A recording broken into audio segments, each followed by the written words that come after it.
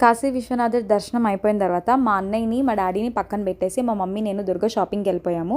Vishalakshi temple రూట్లో చాలా బాగున్నాయి. బనారస్ శారీస్ మాత్రం అక్కడ చాలా తక్కువకి వస్తాయి కాబట్టి పక్కా తీసుకోవాలని అనుకున్నాం మేము. లిటరల్లీ షాపింగ్కి శారీస్కి మట్టుకే అరౌండ్ 10,000 దాకా అయింది మాకు. Bargaining skills matters. మీకు ఎంత బాగా బేరం ఆడడం వస్తే అంత బాగుంటుంది. మనకి 6,000కి దొరికే శారీ అక్కడ 2,500కి అలా దొరుకుతుంది.